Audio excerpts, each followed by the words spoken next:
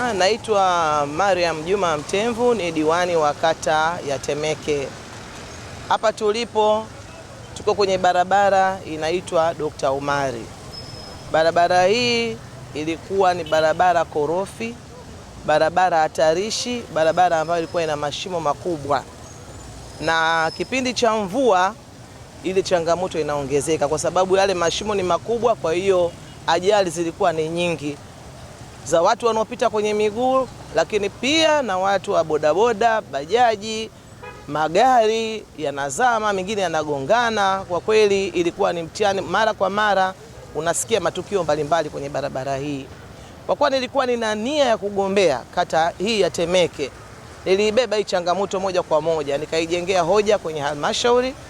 Namshukuru sana Rais wetu wa Jamhuri ya Muungano wa Tanzania Daktari Samia Suluhu Hassan kwa kuleta fedha. Lakini naishukuru halmashauri kwa kupokea hoja yangu ambayo niliomba barabara hii itengenezwe kwa umuhimu wake. Ni kiungo kikubwa. Barabara hii inaenda Mbagara. Barabara hii inakatisha kwenda Sandali, Azimio mpaka Mibulani. Na barabara ambayo inapita magari makubwa. Na hapa tulipo, hapa ndio shimo lilikuwa kubwa zaidi kuliko yote. Kwa sababu malori mengi yanakata kona kwenda Sandali.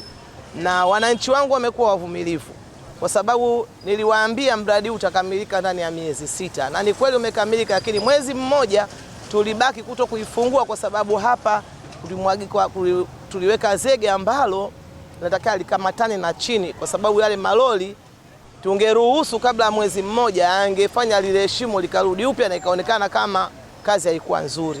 Kwa hiyo wao walikuwa wanapiga kelele mno, kwa nini haifunguliwi? Tuliwaelimisha, wakaendelea kuvumilia, na hatimaye leo hii tuko hapa. Inafunguliwa barabara hii. Mimi kama diwani wao nimefarijika na wananchi wangu wamefurahi. Kwa hiyo mimi naendelea kumshukuru pia mkurugenzi wa manispaa ya Temeke kwa kutoa hizi fedha kuleta, na washukuru watendaji pamoja na wataalamu kwa kuhakikisha barabara hii wanaisimamia inakamilika kwa wakati, na mshukuru zaidi na mkandarasi ambaye ameijenga barabara hii, ameitendea haki, ameenda na muda.